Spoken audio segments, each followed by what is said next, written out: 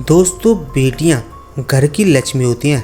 हिंदू धर्म में महिलाओं और घर की बेटियों को माता लक्ष्मी, माँ सरस्वती और माँ दुर्गा का अवतार माना गया है।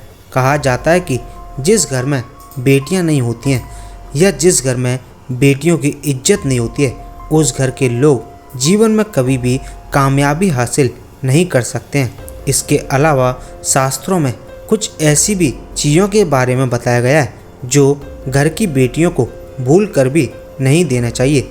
ऐसा करने से घर बर्बाद हो सकता है। दोस्तों, अक्सर आपने देखा होगा कि शादी विवाह में लड़की को लोग तमाम तरह के गिफ्ट और शगुन देते हैं, लेकिन उसमें कुछ ऐसी चीज़ें भी होती हैं जो बेटियों को नहीं देनी चाहिए, जैसे भगवान गणेश की मूर्ति और तस्वीर। ये बात सुनकर आपको शायद हैरानी होगी, लेकिन यही सच है। शास्त्रों में भगवान गणेश को परम पूजनीय माना जाता है।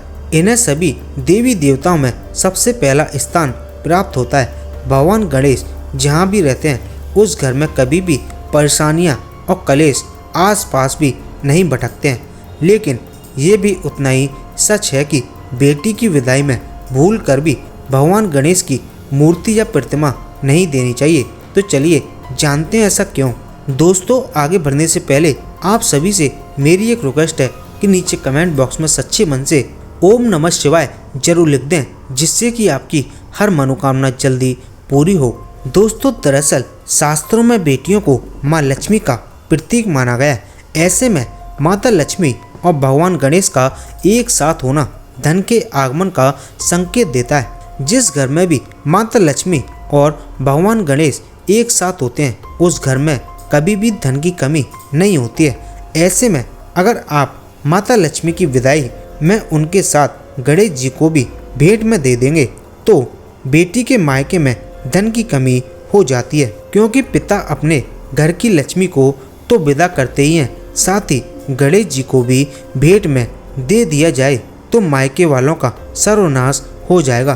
क्योंकि बेटियां घर की सुख समृद्धि को साथ ले जाती हैं, जिससे भयंकर गरीबी आ सकती है। इसलिए कभी भी बेटियों की विदाई के समय गणेश जी की तस्वीर और मूर्ति को तोहफे में नहीं देना चाहिए।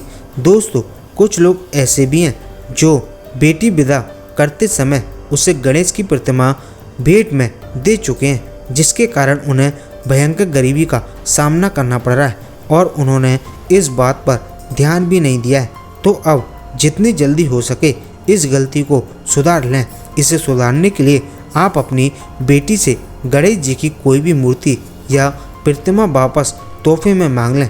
अगर वो वही गणेश जी की प्रतिमा को वापस दे देती है जो आपने उसे विदाई के समय दिया था, तो ये बहुत ही अच्छी बात है। लेकिन अगर ऐसा नहीं हो पाता है तो कोई भी मूर्ति तोहफे में ले लें।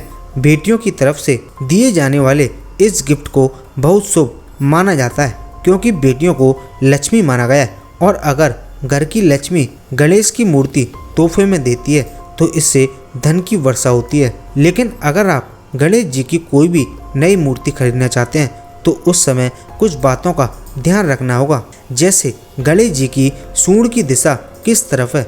आपको हमेशा वही मूर्ति खरीदनी चाहिए जिसमें गणेश जी की सूंड बाईं तरफ हो।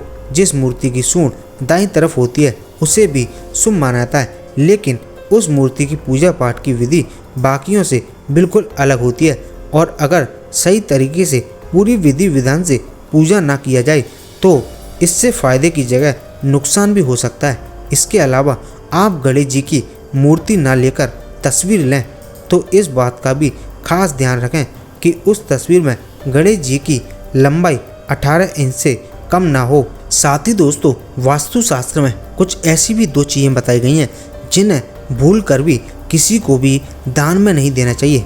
अगर आप ऐसा करते हैं तो आपके घर में गरीबी का कारण बन सकता है। दोस्तों, आपने कई बार सुना होगा कि झाड़ू घर की लक्ष्मी होती है। दिवाली और धनतेरस जैसे त्योहार पर इसकी पूजा की जाती है।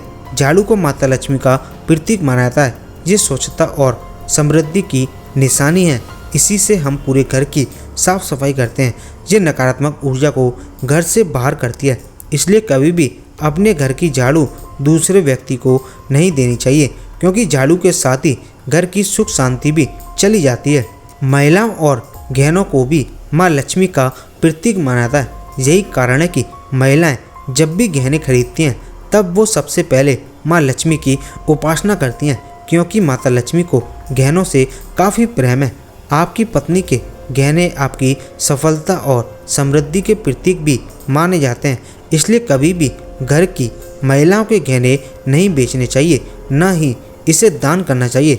खासकर महिलाओं को अपने मंगलसूत्र और पैर में पहने जाने वाली बिछिया को भूल कर भी किसी को नहीं देना चाहिए। इससे घर की बरकत और सौभाग्य दूसरों के यहाँ चला जाता है। तो दोस्तों, ये था मेरा आज का वीडियो। उम्मीद करता हूँ आप सभी को वीडियो पसंद आया होगा। तो आप वीडियो को लाइक करें, साथ ही वीडियो को दोस्तों के साथ फेसबुक व्हाट्सएप पर भी शेयर करें। और अगर आपने अभी तक चैनल को सब्सक्राइब नहीं किया है तो चैनल को सब्सक्राइब कर लें और नीचे कमेंट बॉक्स में सच्चे मन से ओम नमः शिवाय जरूर लिख दें।